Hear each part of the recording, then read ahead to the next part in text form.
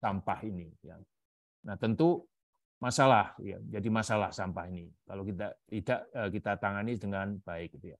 Nah, dampak negatif yang ditimbulkan itu banyak sekali, diantaranya tentu terkait dengan higienitas, gitu ya. Jadi bisa menurunkan higienitas dan kualitas lingkungan kita, karena higienitas dan lingkungan itu adalah kebutuhan pokok kita ya di dalam kehidupan kita di bumi ini. Oleh karena itu dampak negatif yang ditimbulkan dari sampah ini bisa menurunkan higienitas dan kualitas lingkungan. Higien biasanya kita akan lebih higienis gitu ya, lingkungan yang baik, tapi dengan adanya sampah itu bisa menurunkan kualitasnya.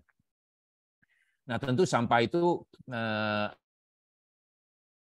ada dua macam, bisa dibedakan menjadi dua, yaitu sampah organik dan sampah anorganik. Itu saja. Ya. Kalau organik itu sampah yang berasal dari makhluk hidup, ya, baik manusia, hewan maupun tumbuhan. Itu sampah. Kalau anorganik berarti dia selain daripada itu. Nah, tentu acuan kita adalah Undang-Undang Republik Indonesia Nomor 18 Tahun 2008 tentang pengelolaan sampah. Ya. Karena di dalam undang-undang itu bahwa sampah yang semakin lama menumpuk dan tidak diolah itu akan menimbulkan masalah, ya, masalah besar, ya, tentunya masalah higienitas dan lingkungan, ya. Samping itu juga ada masalah lain, estetika, jadi tidak indah gitu ya lingkungan kita, ya, mengganggu pemandangan dan juga bisa sebagai tempat penyakit yang ditimbulkan oleh karena adanya lalat itu, kemudian ada kecoa, ada tikus dan sebagainya, hewan-hewan yang mereka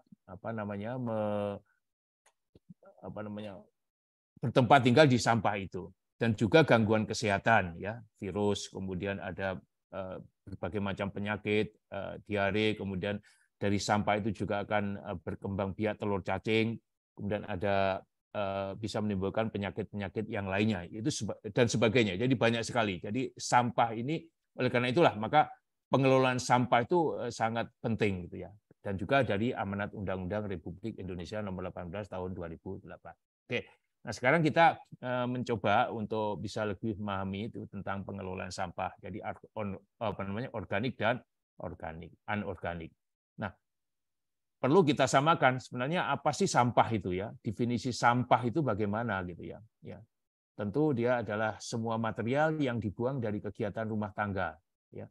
Rumah tangga, perdagangan, industri dan kegiatan itu sampah, itu definisi sampah yang dibuang, ya.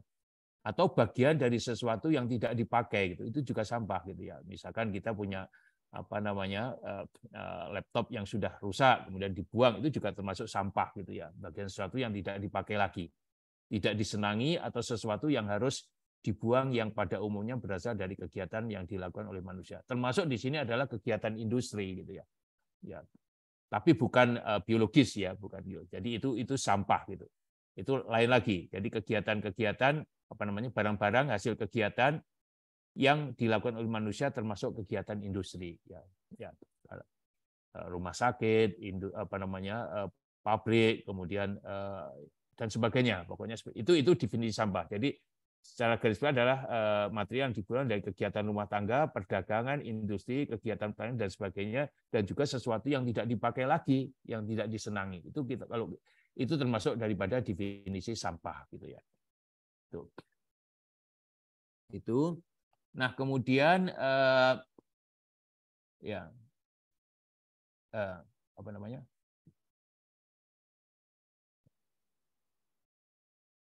sumber sampah sekarang. Nah, sekarang kita harus tahu sumber-sumber sampah itu apa gitu ya. Ada dua di sini, sumber sampah dari domestik, ya, yaitu sampah yang berasal dari rumah tangga dan pemukiman.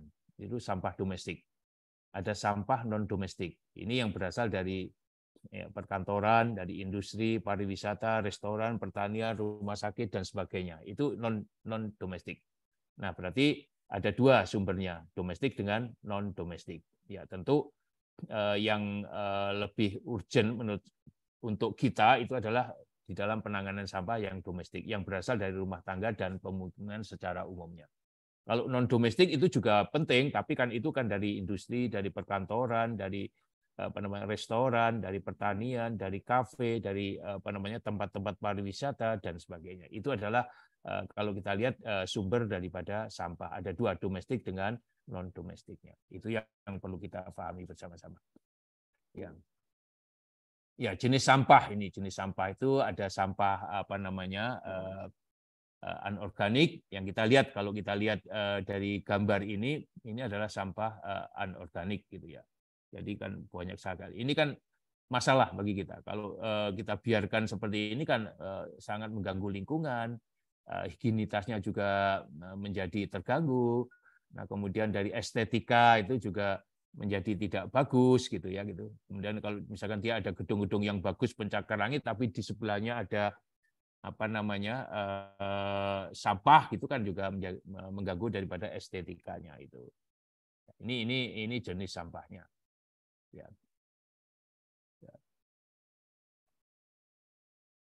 Ya, ini sampah anorganik itu biasanya ya berupa barang-barang bekas itu ya, botol, kemudian kertas, kaleng, ya bekas alat-alat elektronik, kemudian bekas infus dan sebagainya, itu adalah sampah-sampah anorganik ya.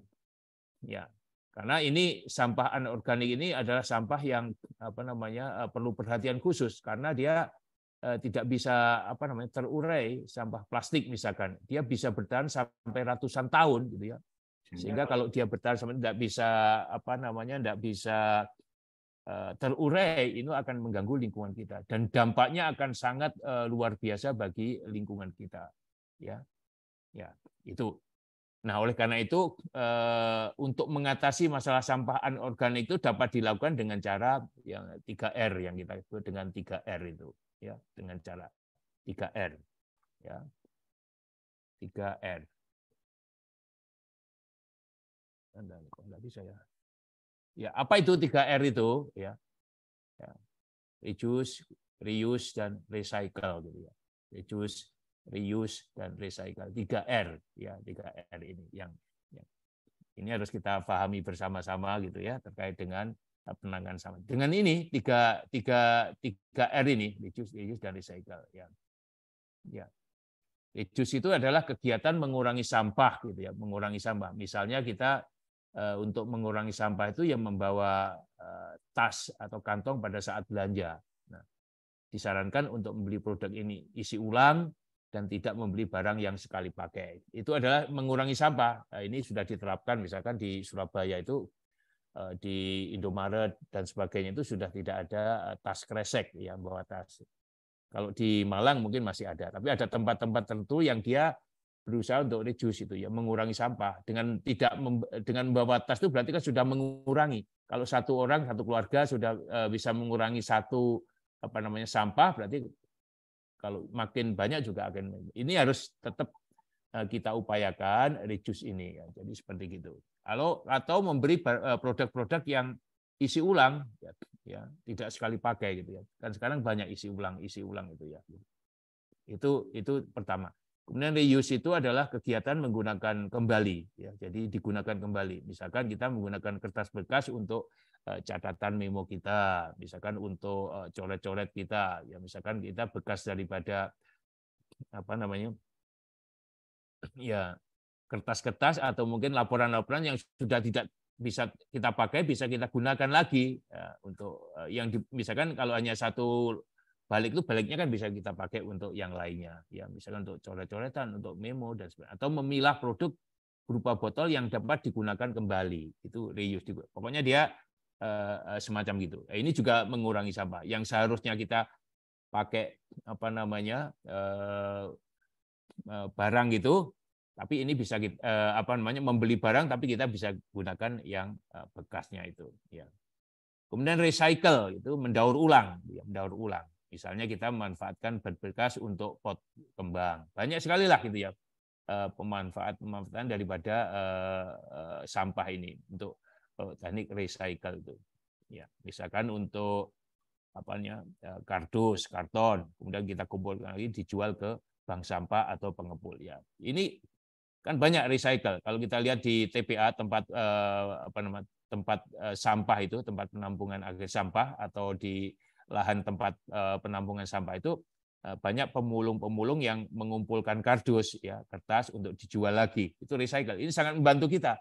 Nah, seandainya tidak ada yang mengumpulkan itu barang-barang bekas, betapa banyak sampah yang ada di lingkungan kita, gitu ya, itu seperti itu. Ya, itu. Ya. Nah, ini pengolahan sampah anorganik daur ulang lah, jadi bisa gunakan dengan cara-cara seperti ini. Ini salah satu contoh saja ini ya, kontainernya, kemudian ada plastik, ada elektronik, ini barang-barang bekas elektronik, kemudian ada injek cartridge dan sebagainya. Ini masalah gitu ya. Jadi harus kita lakukan pengolahan sampah organik dengan cara daur ulang. Ya. Ya, ini misalkan untuk bungkus gitu ya. Ini kan juga bisa kita manfaatkan dengan berbagai macam ya kerajinan lah. Misalkan dia dari bekasnya sabun gitu ya, misalkan clean dari SOS itu bisa kita buat menjadi tas dan sebagainya. Jadi industri ini pengolahan sampah bungkus kemasan. Jadi tentunya ini akan juga termasuk daripada 3R tadi gitu ya, menggunakan itu. Itu yang kita harapkan. Karena kalau misalkan ini dari satu keluarga sudah bisa memanfaatkan seperti ini, maka dampaknya akan luar biasa kalau nanti akumulasi dari berbagai macam keluarga lah untuk bisa melakukan ini. Oleh karena itu nanti ini perlu disampaikan lah kira-kira nanti kalau adik-adik bisa di dalam program MMD itu nanti tetap kita sampaikan. Walaupun mereka sebenarnya juga sudah mendapatkan, tapi mungkin dengan cara-cara yang lebih intens gitu ya, sehingga ini kan bisa merubah daripada budaya gitu ya. Budaya itu yang penting. Nah, ini contoh daripada pengelolaan sampah kaleng ya, bisa dipakai untuk misalkan tempat ballpoint, tempat apalagi lah gitu seperti gitu. Ini contohnya misalkan dari bekas soft drink itu bisa kita gunakan untuk ini. Atau dia dalam bentuk hiasan, ya terserah nanti bagaimana kita bisa berkreasi untuk sampah-sampah yang seperti ini.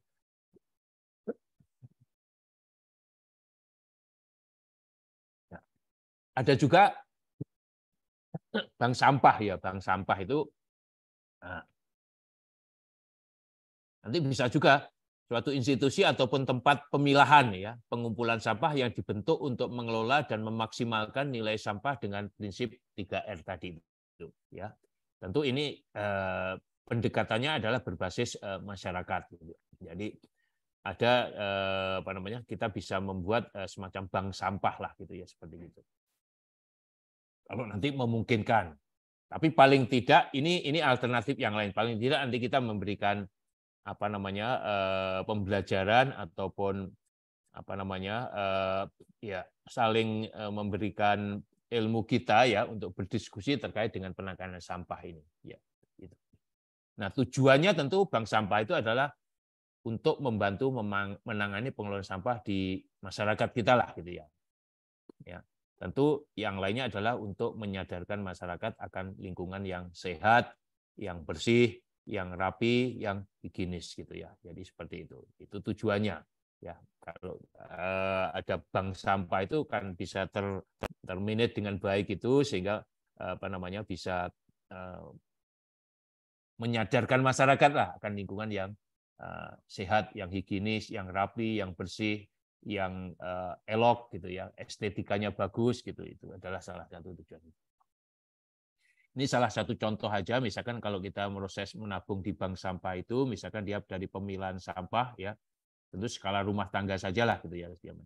Kemudian disetorkan ya, kemudian ada ditimbang gitu ya. Ya, kita setorkan dengan timbang, nanti berapa kilo sampahnya dicatat, kemudian hasil sampahnya dilaporkan ke dalam buku tabungan ya. Jadi ini mekanisme saja ya, dalam bentuk nanti misalkan dia dihargai misalkan untuk kertasnya itu sekian rupiah, untuk plastik sekian dan sebagainya. Yang penting ada ada proses yang seperti ini. Ini juga akan menguntungkan kita dari segi estetika, juga akan mengurangi daripada akan menimbulkan estetika yang bagus. Kalau misalkan kertasnya itu tertumpuk di lingkungan di skop rumah tangga, kan juga mengganggu estetika daripada rumah itu kan. Sehingga kalau kita setorkan ada tempatnya gitu akan membantu masyarakat di dalam lingkungannya itu. Ya. Ya. Jadi luar biasa dampak negatif sampahnya. Kalau kita lihat misalkan seperti ini, coba kita lihat ini kan kalau sampah itu nggak diurus dengan baik, mereka akan seperti gitu ya. Apa namanya? Ya, berserakan, estetikanya, higienitasnya, merusak pemandangan, ya lingkungannya juga akan rusak gitu ya. Kemudian juga mengganggu keindahan pasti gitu ya. Rumahnya bagus tapi sampahnya berserakan kan nggak jadi indah gitu ya. Ya, kampus kita bagus tapi di kanan kiri ada sampah yang menggunung kan juga mengganggu keindahan. Di samping dia akan menimbulkan penyakit ya, karena di situ kan banyak sekali virus-virus, kemudian bakteri dan sebagainya yang akan menimbulkan penyakit, dan itu adalah sarang penyakit gitu. Jadi dampak negatifnya ya. Kalau kita lihat secara sepintas memang tidak terlalu kelihatan, tapi kalau sampahnya itu sampai menggunung ya seperti pemandangan yang kita lihat seperti ini, maka dampak negatifnya itu sangat serius bagi kita. Oleh karena itu masyarakat perlu kita sadarkan bahwa ini loh dampak negatifnya. Ya. Lingkungan menjadi tercemar, kemudian keindahan menjadi terganggu, nah kemudian menjadi sarang penyakitnya. Ya, itu. Oke. Nah sekarang ini untuk sampah organik, ya sampah organik itu atau disebut juga sampah basah gitu ya, organik. Yaitu jenis sampah yang berasal dari jasad hidup, baik itu manusia, hewan maupun tumbuhan. Ya, jasad. Sehingga mudah busuk dan hancur secara alami. Ya. Jasad hidup, tadi sudah saya sampaikan, dari baik itu manusia, hewan maupun tumbuhan. Contohnya misalkan dia dari sayuran, dari daging, dari ikan, dari nasi, rumput, daun, dan sebagainya. Pokoknya dia adalah sampah basah. Gitu. Ini sampah organik. Ya. Nah ini skopnya nanti rumah tangga yang banyak menghasilkan sampah-sampah yang semacam ini. Ya. Tentu sampah organik itu perlu kita olah gitu ya, perlu kita olah. Ya perlu kita olah dengan baik supaya tidak menimbulkan dampak yang negatif atau meminimalisir daripada dampak negatif daripada sampah organik. Nah, bagaimana cara mengolah sampah organik itu? Misalkan sampah organik dia ya, pertama-tama kita masukkan ke dalam kantong gitu ya, kantong-kantong. Ya, karena tentu ada beberapa cara nanti kita kita jelaskan gitu bahwa sampah organik atau sampah yang mengandung air dan berbau seperti misalkan ya ini popok atau pembalut itu misalkan dalam kantong terpisah, kemudian simpan dalam tong sampah di rumah masing-masing. Jadi harus ada pemisahan yang semacam tidak tercampur gitu ya, sehingga nanti mudah untuk di dalam pembuangannya gitu ya, harusnya sebanyak itu. Tapi kalau kita amati di masyarakat kita masih dijadikan satu gitu sampah itu ya. Ya pokoknya dia sampah masuk ke dalam tong sampah sudah di situ bermacam-macam. Ya, jadi caranya sebenarnya seperti itu, dipilah-pilah organik, anorganik. Nah kemudian kita dalam kantong itu, nah kemudian nanti akan petugas sampah atau petugas kebersihan itu akan mengambil sampah di masing-masing rumah sesuai dengan jadwal yang disepakati. Seperti gitu ya, bisa pada pagi hari gitu ya, bisa pada siang hari, tergantung jadwalnya yang sudah disepakati di di lingkungan perumahan itu ya. Nanti ya ini kesepakatan saja. Jadi ada yang kadang-kadang diambil pada pagi hari, ada yang diambil pada sore hari, atau mungkin bahkan malam hari ya, sesuai kesepakatan daripada pemegang itu. Jadi ini alur secara umum daripada sampah organik itu. Jadi bisa nanti kita ke TPS-nya, kita buang sampah, tempat pembuangan sampahnya. Kemudian dari Kaisar itu misalkan apa namanya itu, mobil apa namanya, kayak apa itu, pokoknya semuanya mobil gitu ya. Jadi ada atau geledek gitu, kemudian ada mobil mobil pembuangan sampah gitu ya, atau bisa juga ada TPS, tempat penampungan sementara, itu biasanya ada semacam box itu, kemudian nanti dia akan diambil oleh petugas untuk dibuang ke dalam tempat pembuangan akhirnya itu ya, tempat pembuangan akhir ya. Ya, itu. Jadi itu yang perlu kita ketahui, alur yang benar ya, yang begini. Jadi ada tahapan-tahapan yang harus dipenuhi. Karena TPA itu biasanya tempatnya jauh gitu, sehingga kita tidak bisa langsung ke TPA, tapi ada tempat pembuangan sementara atau dia apa namanya, semacam box itu, kontainer gitu yang ada di situ. Karena yang akan membuang sampah nanti adalah mobil yang mengangkut sampah-sampah itu dari tempat pembuangan sementara kemudian dibawa ke tempat pembuangan akhir daripada sampah. Ya, itu.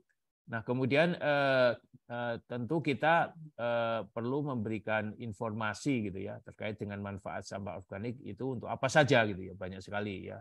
Misalkan untuk pakan ternak ya, sampah organik ya. Khususnya sisa-sisa makanan itu dapat diolah ya menjadi pakan ternak ya.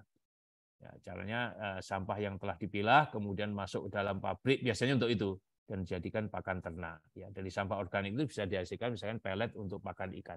Pakan ikan itu juga dari sampah itu sebenarnya. Ya, itu kalau misalkan kita dalam skop yang lebih besar. Tapi bisa juga kita manfaatkan apa namanya sampah rumah tangga itu untuk dijadikan pakan pada skop yang lebih kecil lagi. Tapi banyak sekali. Misalkan untuk kompos juga bisa. Ya. Sampah organik sebagai kompos ya, aspek ekonominya ya menghemat biaya untuk transportasi dan penimbunan limbah. Jadi juga mengurangi limbah, gitu ya. Memiliki nilai jual yang lebih tinggi daripada bahan asalnya. Jadi aspek ekonominya. Jadi kalau kita bisa manfaatkan daripada sampah organik itu bisa banyak yang kita dapatkan dari aspek ekonomi. Ya.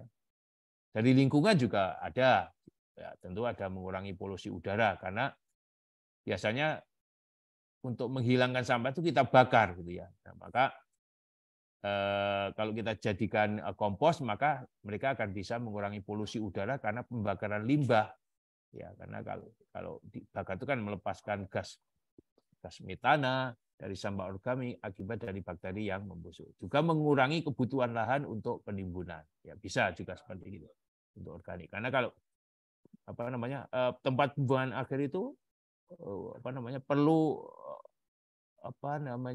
tempat yang luas gitu ya. Coba kalau kita bayangkan misalkan satu kota Malang itu semuanya membuang sampah, berapa lahan yang dibutuhkan untuk menimbun sampah. Nah, maka kalau sebagian itu kita gunakan untuk kompos, kita olah sebagai kompos, maka itu sudah mengurangi daripada lahan untuk penimbunan tadi. Ya, gitu. Ini memang tidak mudah ya, tapi ini harus tetap kita lakukan. Nah, ini manfaat sampah sebagai kompos gitu ya. Jadi misalkan dari apa namanya sayur gitu ya, jadi dari apa ini carrot, dari wortel, kemudian dari daunnya, kemudian dicampur, kemudian jadikan kompos. Nah itu bisa dilakukan untuk sebagai pupuk lah seperti gitu. Ya, manfaat sampah sebagai kompos. Nah nanti ini ada ciri-ciri ya. Tentu kalau kita sudah membuat kompos ya ciri-ciri kompos berkualitas itu warnanya hitam gitu. Ini salah satu beberapa ciri saja ya. Strukturnya itu remah-remah gitu. Kemudian teksturnya lembut dan tidak menggumpal. Jadi ini perlu kita perhatikan kalau kita nanti misalkan mau diseminasi ataupun pelatihan terkait dengan pembuatan komposnya. Kaya akan kandungan zat hara, kemudian memiliki rasio kadar C dan N yang tinggi, kemudian mudah diaplikasikan dengan tanah, pasir atau media lain dan tidak mematikan tanaman. Ya, itu cirinya. Karena ini harus kita perhatikan terutama adalah tidak mematikan tanaman. Jangan-jangan nanti rasio kadar C dan N yang tinggi. Nah, bagaimana nanti menentukan kadar C dan N itu? Ya, tentu ada caranya. Ya, ini ciri-ciri kompos yang berkualitas. Ya, sebenarnya ada dua macam nanti dalam pengomposan sampah organik atau pembuatan kompos sampah organik itu. Satu, dia skala rumah tangga, ya ada skala TPA, tempat penampungan akhirnya. Ya, jadi TPA. Ya, mungkin nanti kalau di lokasi MMD kita, ya mungkin yang lebih pas adalah skala rumah tangga. Tapi juga tidak menutup kemungkinan pada skala skala TPA, ya skala TPA itu berarti kan sudah di tempat penampungan akhir gitu ya, sudah ada di tempat penampungan akhir. Ya, ya. Ini ya teknik untuk komposter ya dengan menggunakan drum gitu ya. Jadi ini ada kalau kita drum, kemudian kita ada kerannya seperti itu, ada kompos padat yang di atas, kemudian ada penyaringnya, ada kompos cairnya. Jadi seperti gitu. Nanti Gak tahu sekali bermain kereta seperti ini. halo, yang lainnya mau di mute kan gitu, ada suaranya. Baru bangun ini. Pergi dong.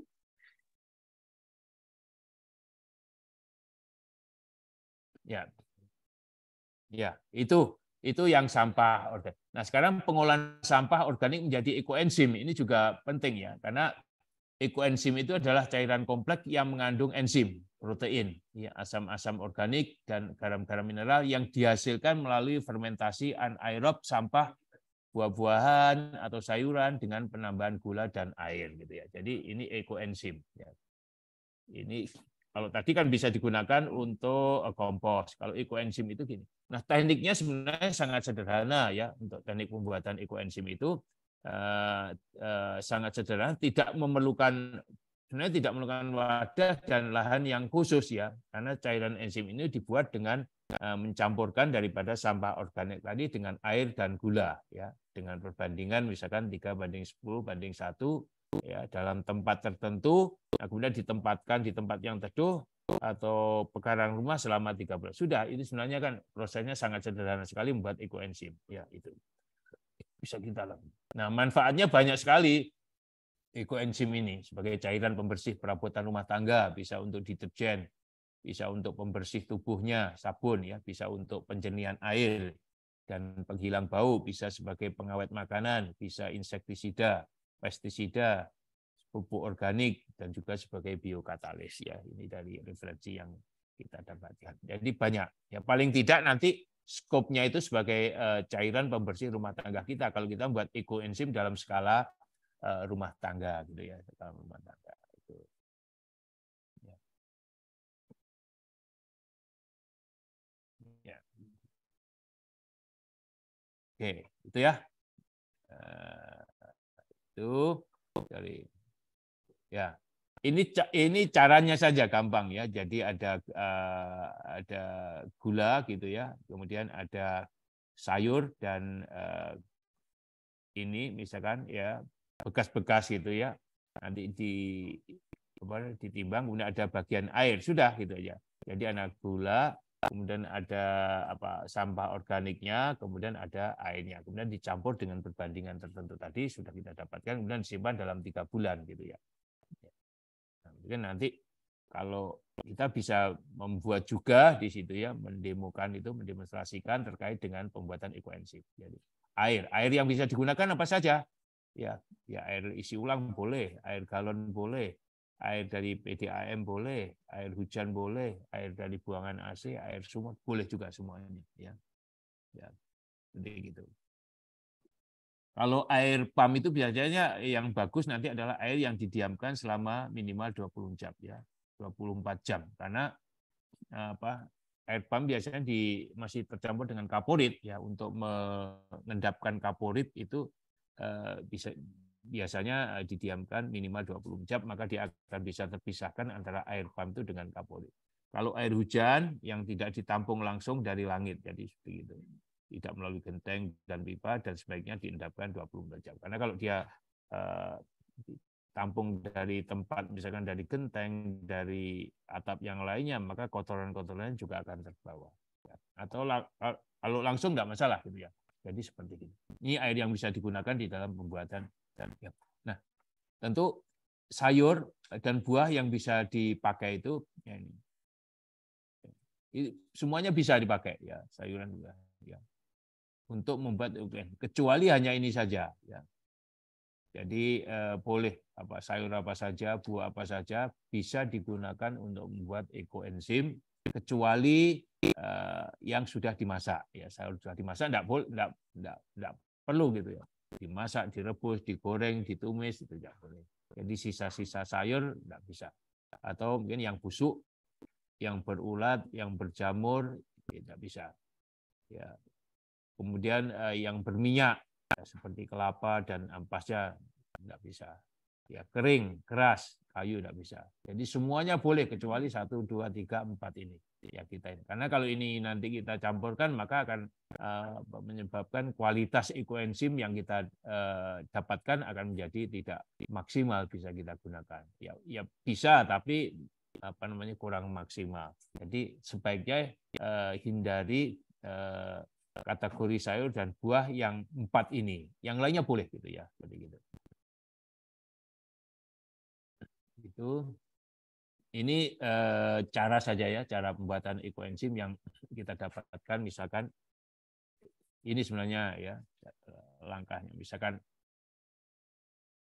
langkah pembuatannya itu 1, 2, 3, 4 ada 4 step gitu ya. Bersihkan wadah dari sisa sabun atau bahan kimia boleh apa saja. Ya ukur volumenya wadah itu, kemudian masukkan air yang tadi itu maksimum sebanyak 60% dari volume wadahnya. Kemudian setelah itu masukkan gula sesuai takaran, kira-kira 10% dari berat airnya. Ini kira-kira saja. Setelah itu masukkan potongan sisa buahnya tadi dan sayuran, yaitu 30% dari berat air, lalu aduk ratanya. Kecuali sayur. Ya.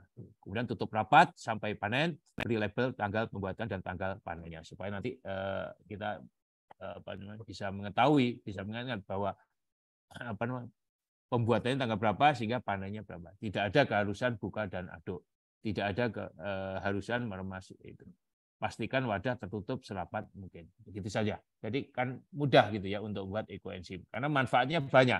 Mungkin ini bisa ditularkan kepada masyarakat yang tentunya nanti membutuhkan sesuai dengan program kegiatan yang akan Anda lakukan. Ya, paling enggak ini pengetahuan yang harus kita dapatkan karena begitu mudahnya untuk membuat ekoenzim itu. Loh, ya. Habis. Ya.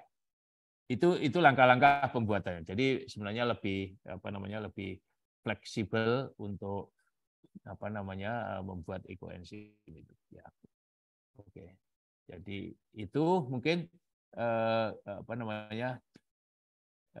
yang perlu saya sampaikan gitu ya. Mungkin nanti bisa diskusi lah terkait dengan ini. Karena ini terkait dengan ini ada simbol cintailah kebersihan karena kebersihan itu adalah sebagian daripada iman. Ya.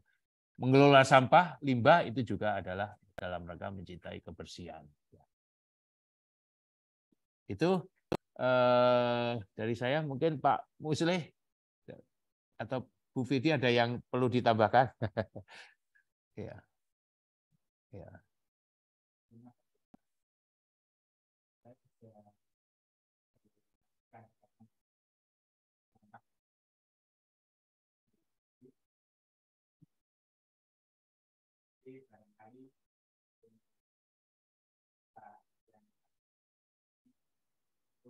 Bisa menyesuaikan saja dengan kondisi.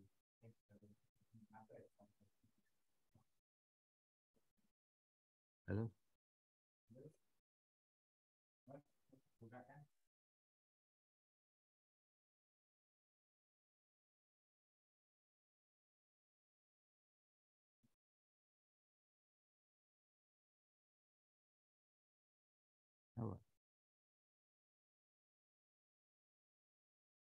Ya. Kita tolong bukakan Pak Muslim. Apa? Harusnya Kak Heru. Oh, sebentar. Ini. Enggak bisa nih. Entar, Pak. Aku enggak itu. Udah bisa, udah. Oh iya. Oke, terima kasih Pak Heru. Iya. Yang telah mempresentasikan semuanya. Saya tidak banyak menambah barangkali ya, karena sudah lengkap disampaikan oleh Pak Heru dari mulai jenis sampah, kemudian sumbernya dan seterusnya. Semuanya saya kira sudah perfect dan sempurna, sudah lengkap. Hanya mungkin nanti bagi mahasiswa yang mengambil tema ini harus paling tidak nanti tidak harus memaksakan misalkan tema ini jenisnya apa, kegiatannya apa, namun daya dukung di sana kurang. Nah, barangkali itu nanti tidak perlu kita harus mengambil pindah lagi atau jenis apa yang harus kita kelola ya. Tadi kan ada alat-alat yang harus dibutuhkan. Itu tentu harus menyesuaikan yang ada di sana. Jadi tidak perlu memaksakan, namun kita bisa melakukan hal-hal yang terkait dengan bagaimana pengelolaan sampah. Itu aja. Kemudian yang paling penting mungkin ke depan, karena di mana-mana sampah itu adalah masalah, dan ada salah satu solusi yang barangkali supaya sampah itu bermanfaat sebelum dibuang khususnya sampah anorganik ya. Kalau sampah organik kan bisa dimanfaatkan sebagai kompos tadi ya. Khususnya anorganik supaya tidak menjadi menjadi polusi di lingkungan kita ya. Itu lebih baik nanti begini, mungkin ya, ini saran saya saja, sebab saya sudah mengalami dan berpengalaman waktu itu tahun 2014 ya, ini sudah hampir berapa tahun ya, 11 tahun ya, 7 tahun ya, 7 tahun lebih. Yang paling strategis adalah nanti disarankan upaya-upaya untuk mendirikan setiap RW itu semacam bank sampah. Itu penting. Ya, jadi masyarakat yang berpenghasilan menengah ke bawah, katakanlah dia kesulitan bayar listrik, kesulitan bayar iuran BPJS. Nah, kita bisa fasilitasi dengan sampah yang mereka bawa, listrik terbayar. Nah, bank sampah lah yang menangani. Nah, nanti manajemen seperti ini diperkenalkan, meskipun nanti tidak harus dilaksanakan di sana ya.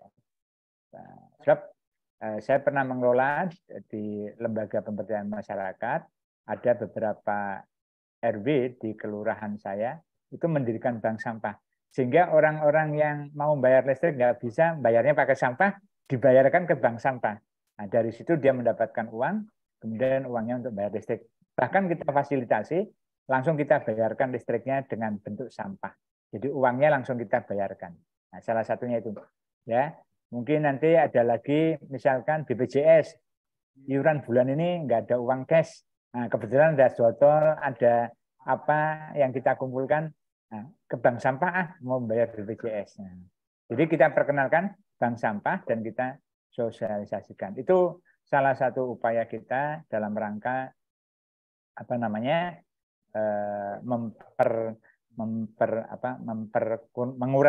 mengurangi polusi sampah anorganik terutama ya. Nah, itu salah satunya. Jadi kalau seandainya sudah ada di sana, sudah ada ya salah satunya, kita bisa melakukan pendekatan ini manajemennya, mungkin dari ekonomi ya atau dari mana, bisa bagaimana ini pengelolaan manajemennya, apakah mengalami kerugian bank sampahnya kalau sudah ada ini ya.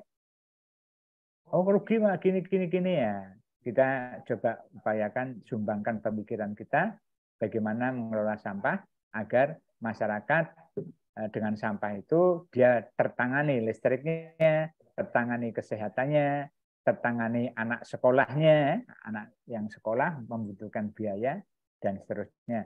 Jadi dengan sampah. Nah, dengan demikian kalau kita berhasil mensosialisasikan ini ya, nanti masyarakat di masing-masing rumah tangga itu akan memanfaatkan sampah-sampah yang di rumahnya. Bahkan dia mencari di panggung sampah. Kalau argobel kan biasa kan profesinya seperti itu. Dia memang spesialis, lain lagi ya. Tapi kalau rumah tangga kan, mungkin tangga saya sebelah sana ada apa, tak kumpulin lah untuk bayar sekolah, untuk bayar BPJS, untuk bayar listrik.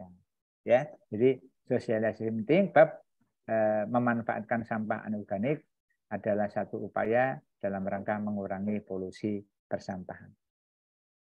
Saya kira itu Pak Heru, hanya mendampingi Pak Heru. Pak Heru lebih expert lagi, saya kurang memahami tentang teknis-teknisnya. Namun hal-hal berkaitan dengan ini paling tidak pernah berpengalaman sedikit. Ya.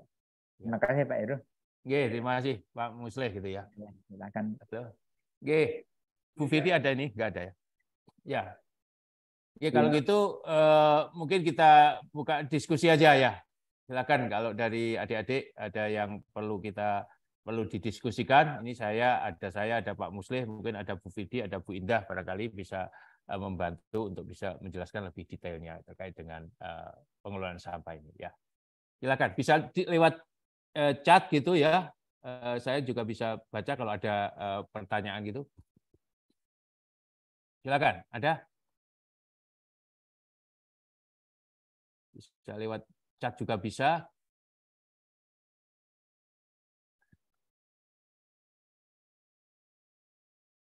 Halo? 120 berapa ini? Enggak ada.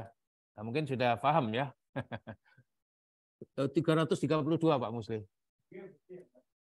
Banyak ya. Ya. Saya ingatkan absen ya. Absen di chat. Ada absen. Ya. Komisi kalau enggak nanti dianggap kecil. Karena kehadiran sekarang ini sudah dihitung jadi nilai.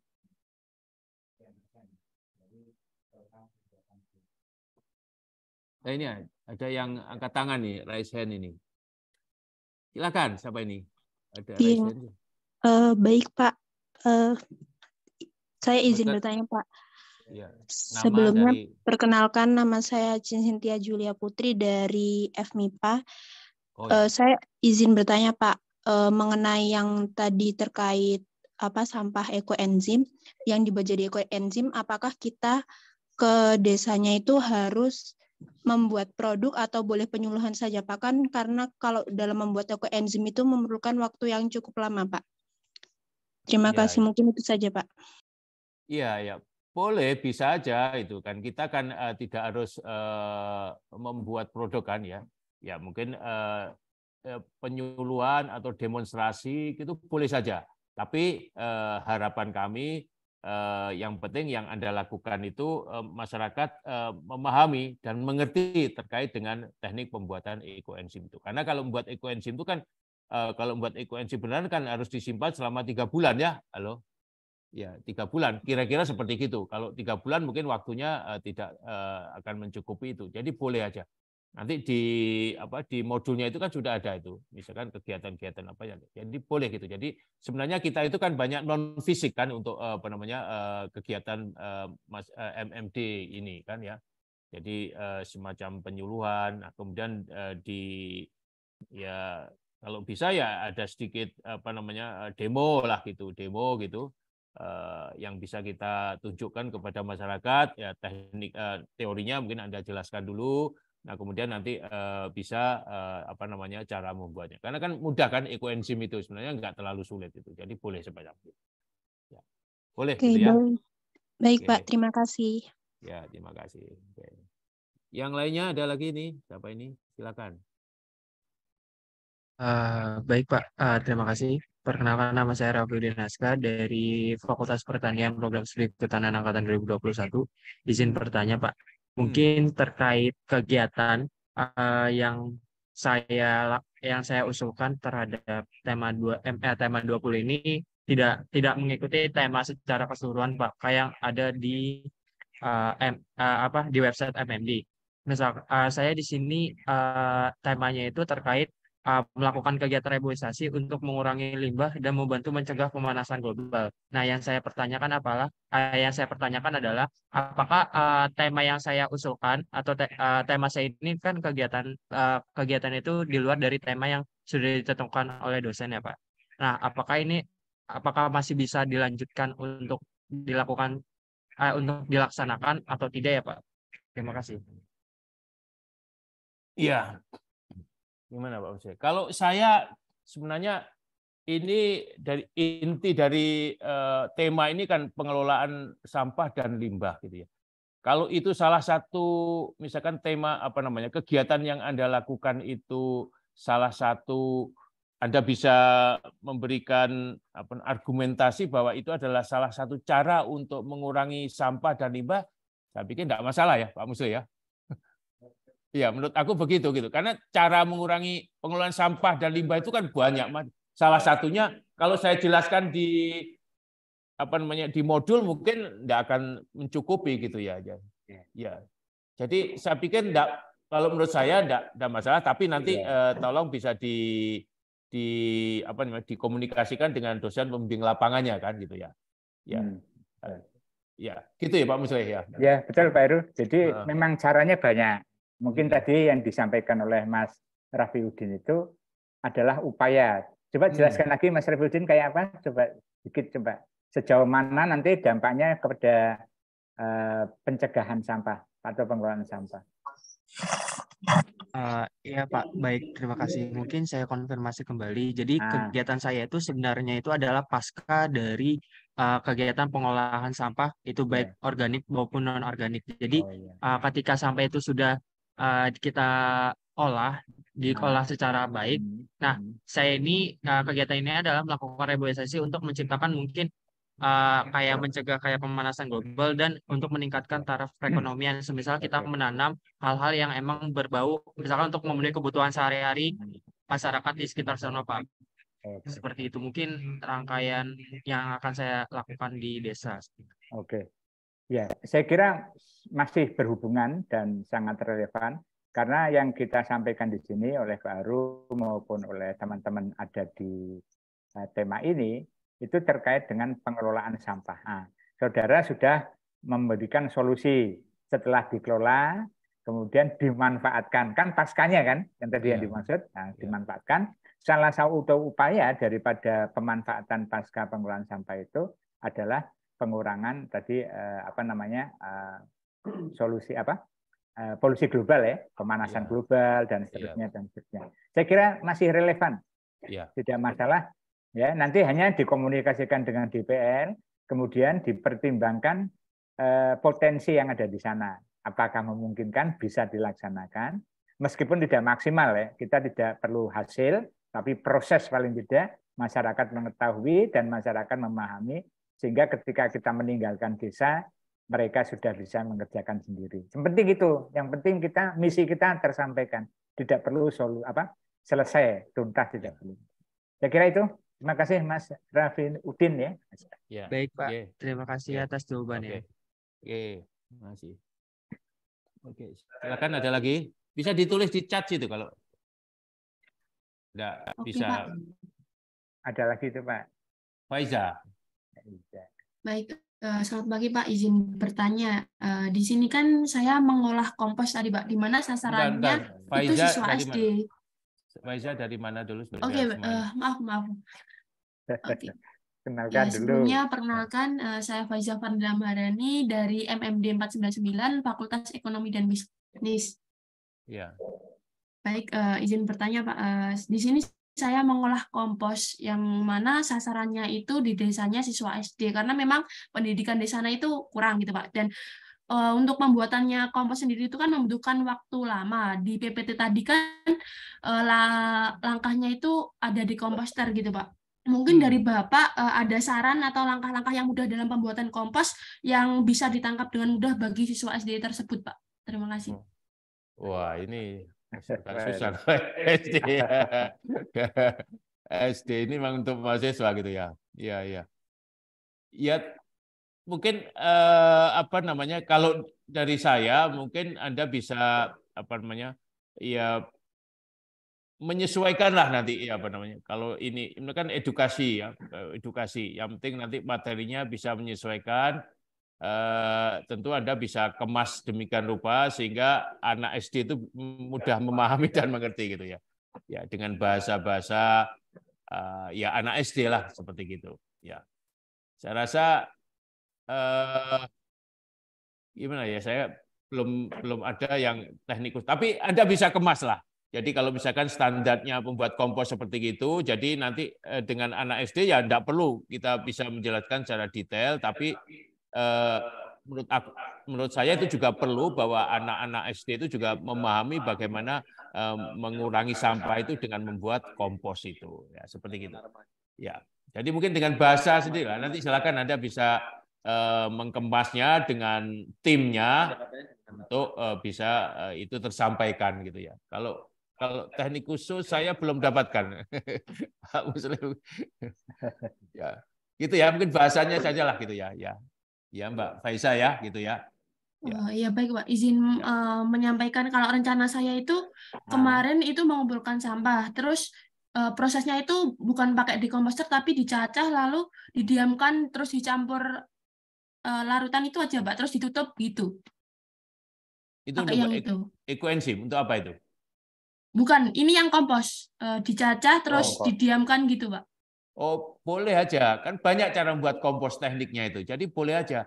Untuk anak SD mungkin itu lebih bagus yang sederhana seperti gitu ya. Jadi tidak terlalu yang lebih detail tadi. Kalau yang sampaikan di PPT tadi adalah mungkin yang apa namanya pembuatan kompos yang agak advance lah gitu. Tapi untuk seperti itu boleh aja. Boleh aja, tidak masalah gitu. Yang penting kan tujuan kita kan tersampaikan. Karena memang skopnya untuk anak SD kan gitu ya. Gitu. Boleh. Menurut saya boleh gitu ya. Tapi tetap koordinasi dengan dosen bimbing lapangan nanti ya seperti gitu ya. Baik Pak, terima kasih banyak. Oke. Makasih ya. Kemudian yang lainnya, Mbak Ana. Baik, terima kasih Bapak. Mohon izin bertanya. Sebelumnya perkenalkan, nama saya Ana Kartika Sofia dari kelompok MMD 96 Fakultas Perikanan dan Ilmu Kelautan. Sebelumnya mohon izin bertanya Pak terkait bank sampah. Nah, jadi di lokasi MMD saya itu sepertinya sudah ada pengolahan bank sampah seperti itu Pak. Namun pelaksanaannya sepertinya masih belum maksimal. Nah, dari Bapak ini mungkin ada nggak Pak tips atau cara gitu Pak supaya kita komunikasi dan penyampaian ke masyarakatnya tuh bisa lebih apa ya Pak, lebih komunikatif dan bisa nyambung gitu loh Pak. Jadi sosialisasi penyuluhannya bisa tersampaikan dengan tepat gitu bagaimana ya Pak? Terima kasih Pak. Ya, ini susah ini. Jadi masing-masing punya cara seperti gitu ya. Jadi yang terpenting bagaimana Anda mengemas daripada materi itu sehingga mudah tersampaikan dengan cara apa saja lah nanti coba didiskusikan dengan apa namanya timnya. Karena ini memang merubah perilaku itu memang tidak mudah gitu ya, perilaku itu ya. Jadi memang perlu ada apa namanya tahapan-tahapan yang harus terpenuhi ya. Paling tidak karena ini di desa mana nih? Di Desa Benang Legi Kulon Pak, Kabupaten Malang. Oh, Benang Legi masih di Kabupaten Malang kan gitu ya. Jadi ya ada mulai aktifkan lagi lah nanti terkait apa namanya bank sampah itu. Nah kemudian pentingnya daripada penanganan sampah gitu ya, sampaikan aja gitu ya terkait dengan kalau sampah itu nggak tertangani dia akan berakibat pada higienitas dan juga mengganggu lingkungan gitu ya, dan juga akan bisa menimbulkan penyakit gitu ya. Itu berbagai macam dampaknya lah semacam gitu. Nah kemudian nanti bisa disampaikan itu yang penting gitu ya. Jadi itu yang penting itu. Jadi akibat dari sampah, dampak sampah itu ya higienitas kemudian sumber penyakit itu yang penting ya. Karena mereka sadar bahwa dengan penanganan sampah yang baik ya maka dia akan bisa meminimalisir daripada dampak-dampak itu ya. Gimana cara salah satunya dengan bank sampah, aktifkan lagi bank sampah lagi. Tadi disampaikan oleh Pak Muslim misalkan dia dengan cara misalkan itu apa namanya sebagai pengganti membayar listrik atau apa saja lah gitu. Mungkin ada teknik-teknik yang menarik ya gitu Pak Musle ya. Menurut saya seperti gitu. Ya mungkin coba Anda nanti bisa pelajari daripada apa namanya budaya masyarakat itu kira-kira apa yang mereka butuhkan daripada masyarakat itu kalau dia misalkan menukarkan sampah itu dengan apa gitu. Itu mungkin jadi hal yang bisa menarik. Misalkan dia apa namanya dia kebutuhannya apa namanya ya nggak tahu lah kira-kira misalkan dia butuh apa ya ya butuh misalkan untuk membantu bayar listrik atau bayar air dan sebagainya misalkan seperti itu tapi sesuaikan dengan itu menurut saya ya sehingga mereka merasa butuh gitu ya jadi tidak hanya sekedar uang saja gitu ya dia butuhnya apa maka dia bank sampah yang mereka tukar itu bisa digantikan dengan kebutuhan dia ya kebutuhan kita dia gitu. Ya itu salah satu aja tapi masih banyak lagi nanti silahkan aja gitu ya. Baik Bapak, terima kasih atas penjelasannya. Ya, gitu. Ada anak bertanya di chatting, saya bacakan ya. Mungkin nanti saya kalau bisa jawab-jawab, Oke, saya tambahkan. Izin bertanya, namanya Andri. Ada dua, sorry. Yang pertama Salman ya, dari agroteknologi. Bertanya, apakah pembuatan ekoenzim dari limbah organik dapat saya ganti topiknya menjadi pembuatan ZPT, zat pengatur tumbuhan tanaman, zat pengatur tumbuhan. Pupuk berarti ya. Tanaman dari bahan organik, Pak. Terima kasih sebelumnya. Ya, ini mungkin masalah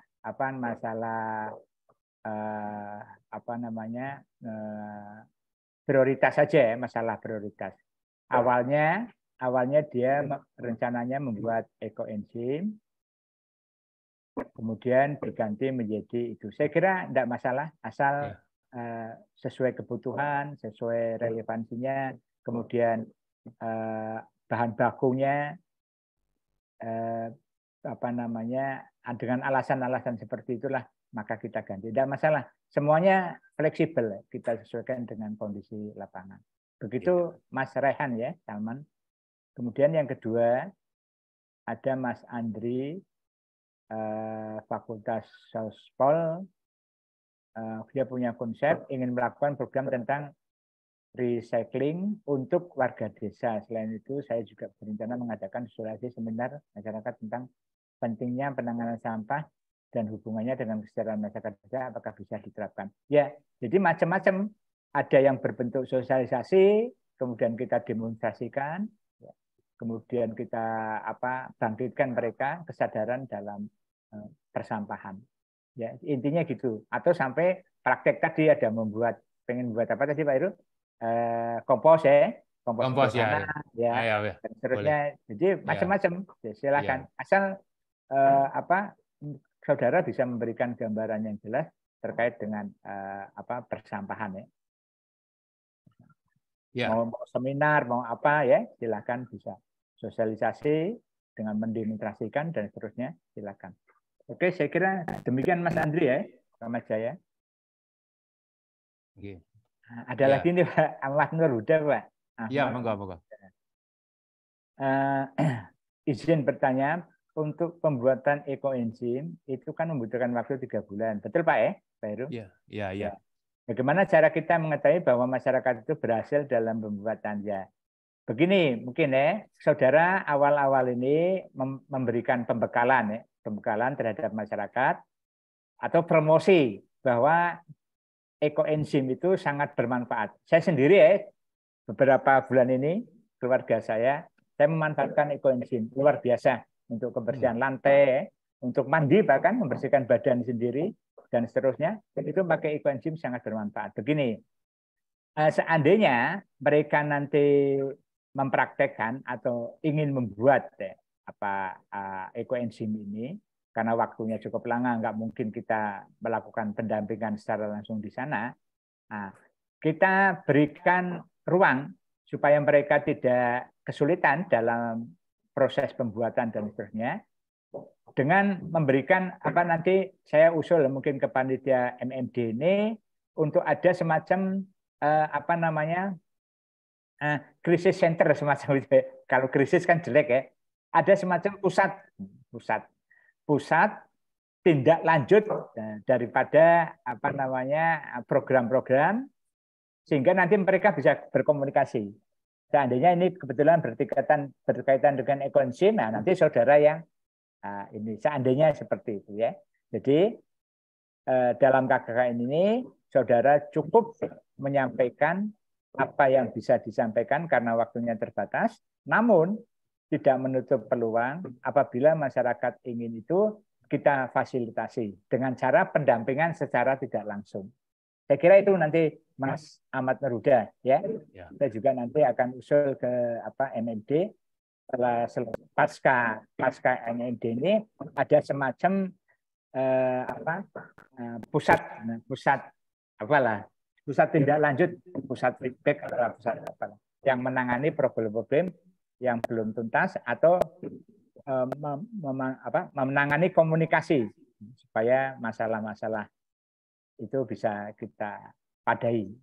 Saya kira itu ya, Mas. Itu ada lagi saya kira. Udah saya kira. Ada itu Pak Musleh, Pak Aulia Rahma yang pakai itu angkat tangan itu. Mas ya Aulia. silakan. Ya langsung aja Mas Aulia, Mbak Aulia. Mas Aulia Rahma ini Mbak atau cewek ya? Cewek itu. Perempuan, Pak. Oh iya Mbak. Iya, maaf. Oke. Baik, langsung saja ya Pak. Mohon izin. Perkenalkan, nama saya Aulia Rahma dari Agroekoteknologi PSDKU Kediri. Saya izin tanya Pak, terkait nantinya program ini kan tentunya melibatkan banyak dari masyarakat itu berbeda-beda gitu. Nah, yang saya tanyakan, langkah awal kita kan di sana kan kita sebagai orang baru ya Pak. Nah, itu siapa saja atau stakeholder siapa saja yang harus kita ajak kerjasama terlebih dahulu untuk melakukan program ini pada tahap awal seperti itu Pak. Halo? Halo? Sudah. Oh sudah. Ya tentunya Anda harus koordinasi dengan yang pertama harus kepala desa ya kan dulu gitu ya. Tentunya koordinasi gitu. Nanti kan dari situ kan bisa kita dapatkan kira-kira siapa yang menjadi sasarannya. Tapi di dalam pembuatan proposal itu kan sudah ada harusnya di kegiatan ini misalkan nanti yang terlibat adalah misalkan PKK, Karang Taruna dan sebagainya gitu ya. Tapi itu menurut saya seperti gitu. Jadi tetap koordinasi. Anda sudah koordinasi belum gitu ya? Koordinasi awal dengan Pak Lurahnya ya, kepala desanya lah harusnya seperti gitu. Karena yang sebagai penguasa tertinggi di desa itu kan juga kepala desa. Jadi tetap koordinasi kepada kepala desanya di awal. Dan itu koordinasinya kan sudah dimulai dari sekarang kan gitu ya. Sehingga nanti pada saat Anda sudah ke lokasi itu tinggal finishing daripada pelaksanaan kegiatan yang sudah Anda rencanakan. Saya rasa gitu ya. Ya, saya tambahkan barangkali ya. Iya. Mungkin ada supaya tepat sasaran itu nanti kalau di tingkat desa itu kan ada selain kepala desa di bawahnya itu ada kasih ya, kepala seksi yang menangani bidang-bidang tertentu ya. Nah, terkait dengan sampah, kalau kesehatan tentu ada Pokja kesehatan, kemudian ada puskesmas dan seterusnya. Nah, terkait sampah, biasanya di tingkat desa itu ada kelompok masyarakat yang dibentuk oleh desa yang namanya KLH, Kelompok Lingkungan Hidup. Itu menjadi sasaran. Itu di bawah naungan naungan Dinas Sampah dan Lingkungan Hidup ya. DLP biasanya Dinas sampah itu. Singkatannya macam-macam ya, tergantung pada daerahnya. Ya, itu. Jadi itu yang harus kita ajak komunikasi karena mereka punya kader-kader di tingkat RW, kalau di kota RW, kalau di sini mungkin di dusun-dusun. Ya. mereka punya kader-kader di dusun-dusun, dan ini yang kita ajak komunikasi. Nah, nanti ketika ke masyarakat, mereka lah yang jadi fasilitator, kemudian kita yang menjadi memberikan materi atau macam-macam lah istilahnya gitu ya. Jadi komunikasikan dengan mereka. Demikian mungkin Mbak Aulia. Baik Bapak, terima kasih. Namun saya ada satu pertanyaan lagi. Tadi kan sudah dijembatani untuk kita koordinasi dengan KLH ini ya Pak. Ya, betul. Nah, ya. Namun mungkin di setiap desa itu kan memiliki ada mungkin kendala di mana KLH sendiri itu tidak berjalan atau anggotanya itu tidak terlembaga dengan baik gitu Pak.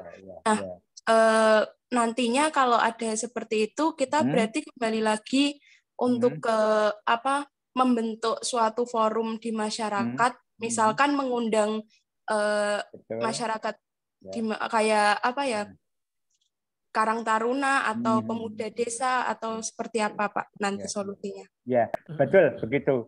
Jadi memang kadang-kadang meskipun dari tingkat atasnya katakanlah kecamatan sudah menginstruksikan supaya di tingkat desa ada KLH, kemudian ternyata di desa itu responnya kurang maksimal, dan sampai saat ini katakanlah ya ketika saudara sudah terjun ke sana belum ada, maka berdasarkan rekomendasi instruksi dari kecamatan maupun kabupatennya atau maupun tingkat atasnya lagi, itu kita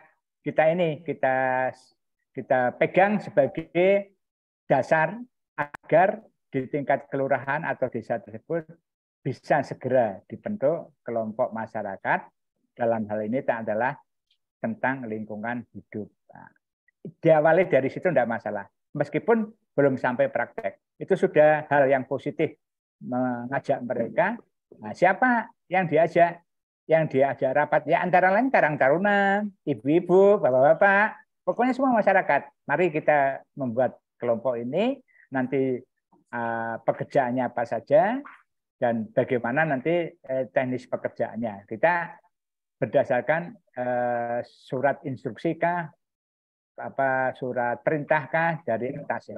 Jadi saat ini mungkin Mbak Aulia nanti bisa komunikasi dengan kecamatannya dulu, Pak. Apakah memang di desa yang Bapak bawahi itu ada semacam perintah atau ada semacam instruksi agar desa-desa membuat KLH. Nanti berdasarkan surat itulah kita bisa bersama-sama ke desa dengan Pak Lurahnya, Pak Desanya untuk membentuk kelompok itu. Ya, itu sudah awal yang baik. Nah, nanti berikutnya teman-teman MMD yang akan datang baru prakteknya. Ya.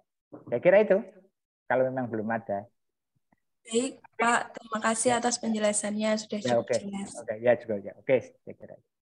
Ada pertanyaan lagi Pak Musleh ini. Andi. Saya Clara dari Fakultas Teknologi Pertanian, izin bertanya Pak, pengolahan limbah cair yang diperbolehkan itu seperti apa saja? Sebentar, atasnya ya, sebentar. Ini tadi saya jadi ini satu lagi dari Muhammad Bagus Priyadi, Fakultas Peternakan, kelompok 141. Izin bertanya Pak, apakah pengolahan limbah cair dari urin sapi boleh dilakukan? Boleh menurut saya itu ya. Jadi ini kan juga limbah cair gitu ya. Justru ini salah satu pengolahan limbah cair yang bisa urin itu kan bisa untuk pupuk ini kan itu ya.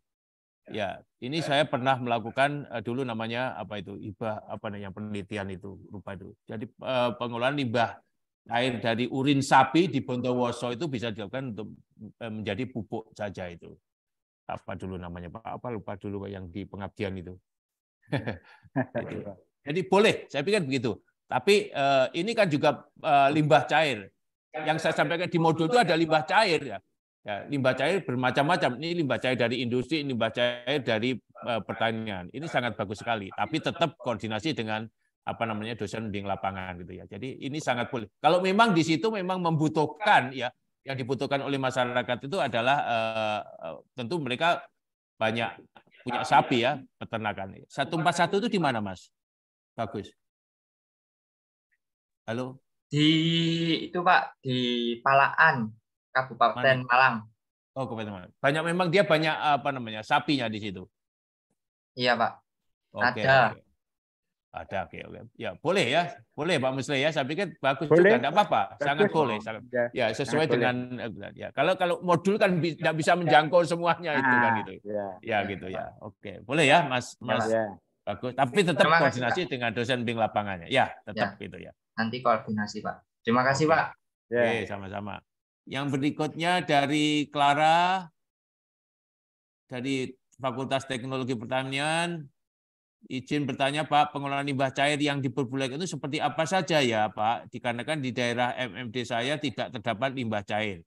Apakah diperbolehkan jika kegiatan dilakukan berupa sosialisasi filtrasi pada anak SD ya Pak? Itu ya. Ya, tidak ada limbah cair gitu ya.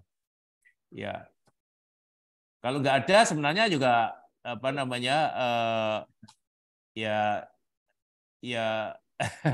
limbah ya, lainnya perlu Pak. ya yang lainnya ya gitu. Tapi coba dicari yang lainnya saja yang tidak ada limbah cair ya. Walaupun ini misalkan dia disampaikan kepada anak SD. Anak SD nanti filtrasi juga agak susah nanti memahami ya.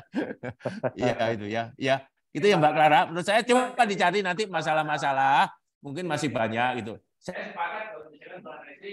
Saya sepakat kalau misalkan untuk anak SD ya seperti pembuatan kompos yang sederhana tadi itu, tapi tidak sampai limbah cair. Nanti kalau filtrasi menurut saya agak repot karena ini agak apa namanya perlu pemahaman yang khusus terkait dengan teknik filtrasi ini ya kira-kira. Itu ya Mbak Clara. Halo.